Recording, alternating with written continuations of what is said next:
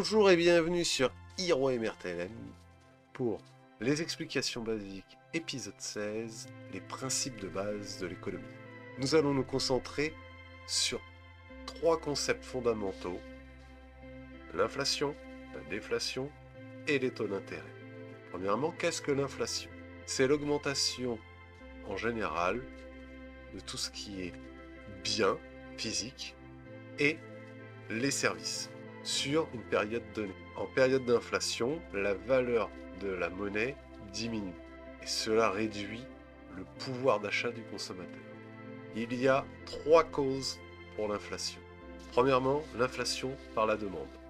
Lorsque, par rapport au nombre de biens de consommation, la demande est supérieure. Lorsque vous avez 10 objets pour 10 personnes, c'est égal. Si vous avez 10 objets pour 15 personnes, dans ce cas-là, le poids des personnes est plus important que les objets, les personnes payent plus cher. Il y a également l'inflation par les coûts. Là, on parle des coûts de production, c'est-à-dire dans une entreprise, vous devez payer les salaires et les matières premières, telles que l'acier, le blé, le plastique, le bois ou n'importe. Lorsque ces coûts de production augmentent, l'entreprise doit compenser par l'augmentation du prix de ses produits. Troisièmement, l'inflation monétaire. C'est quand il y a trop de monnaie dans l'économie, une surabondance. C'est souvent associé à des politiques monétaires expansionnistes. Quels sont les effets sur les marchés financiers de ces trois causes? Si l'inflation est modérée, cela peut booster la consommation. Par contre, si cette inflation est trop élevée, cela va réduire les marges des entreprises. Lorsque l'inflation est trop importante, on l'a vu dernièrement, ces derniers mois, les banques centrales préfèrent monter les taux d'intérêt pour contrer la hausse trop importante de l'inflation. Si vous avez une hausse de 3% en cours, chaque investissement est grévé de ces 3%. Si vous avez 5% de gain, en réalité, vous n'en avez que 2, puisqu'il y a 3% d'inflation qui font baisser la valeur réelle de l'investissement. Comme une inflation basse est recherchée, c'est pour cela que les gouvernements cherchent à atteindre 2% d'inflation. L'inverse de l'inflation est la déflation. Vu que l'inflation, c'est une augmentation de la demande, la déflation fait que les prix baissent sur les biens de consommation, sur les biens en général et les services, sur une période prolongée. Déjà, c'est une différence. L'inflation, c'est sur une période donnée. La déflation, c'est sur une période prolongée. Cela peut sembler positif pour le consommateur à première vue parce qu'il paye les choses moins chères, mais comme on a vu que cela a un effet prolongé, cela a en général un effet désastreux sur l'économie. Quelles sont les causes de la déflation? Il y en a deux principalement. Il y a la baisse de la demande des biens et des services, qui est associée souvent à une période de récession ou de crise économique. Il peut arriver, mais c'est beaucoup plus rare que ça soit pour un progrès technologique qui réduit les coûts de production. Les effets de la déflation sur les marchés financiers. La déflation entraîne une baisse des biens et des services. De ce fait, les entreprises gagnent de moins en moins et leurs bénéfices diminuent, voire avec le temps disparaissent. Si leurs bénéfices disparaissent, ils sont obligés de faire des coupes pour devenir en neutre et donc augmentation du chômage. L'autre effet, le consommateur, on pourrait se dire c'est moins cher, j'achète tout de suite, mais ça c'est au début.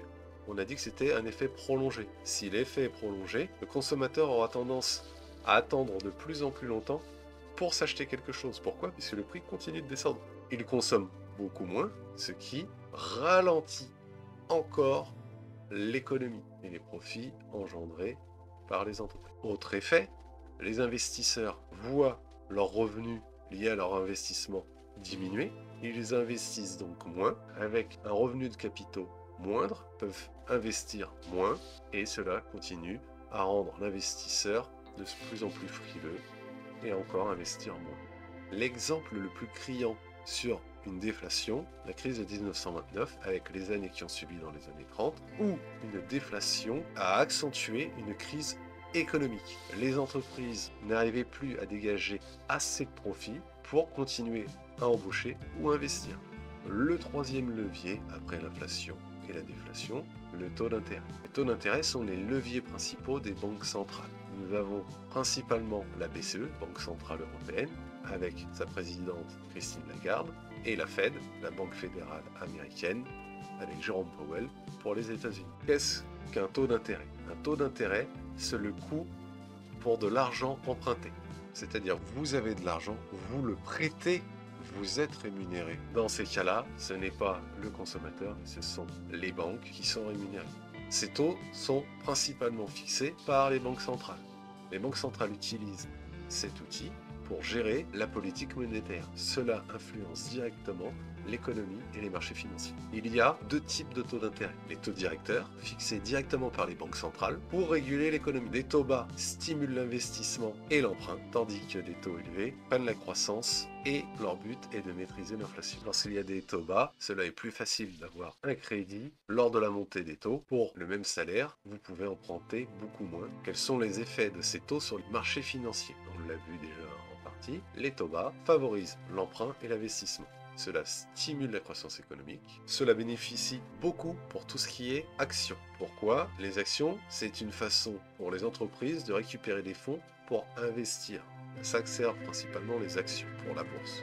Avec des taux bas, vous pouvez emprunter plus facilement pour investir et conquérir de nouveaux marchés. Les taux élevés rendent l'emprunt beaucoup plus compliqué. Cela ralentit la consommation et les investissements. Cela génère, et ça on l'a vu sur les 2 dernières années, un transfert des actions vers les obligations qui deviennent beaucoup plus rentables en étant beaucoup plus sécurisées, comme avec le rendement des 10 ans des États-Unis. Nous avons vu les 3 concepts d'inflation, de déflation et de taux directeur. Quels sont donc ces impacts sur les marchés financiers? L'inflation modérée est recherchée car elle a tendance à entraîner une croissance des marchés boursiers. Cela indique une augmentation de la demande. Il ne faut pas qu'elle soit trop élevée, sinon cela va entraîner des taux d'intérêt plus élevés qui vont freiner les investissements pour les marchés, surtout sur du long terme. Elle est souvent accompagnée de récession, de baisse des bénéfices des entreprises et, vu que c'est sur du long terme, de perte d'emploi. Les taux d'intérêt sont des moyens de régler l'inflation et donc la performance des marchés financiers. En période de taux bas, les marchés se redirigent plus volontiers vers les actions, tandis qu'en période de taux élevés, le marché va plus vers les obligations, qui deviennent beaucoup plus attractifs et restent plus sécurisés. Un des conseils en tant qu'investisseur est de suivre les décisions des banques centrales. En général, c'est fait de façon trimestrielle.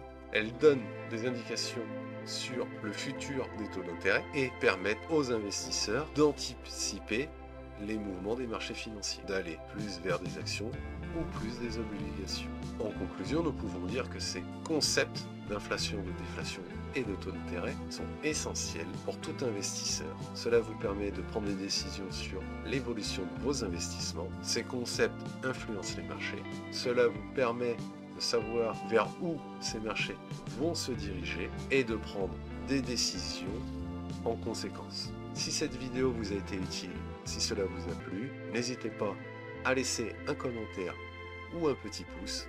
Cela me fera plaisir. Je vous dis à la semaine prochaine. Au revoir.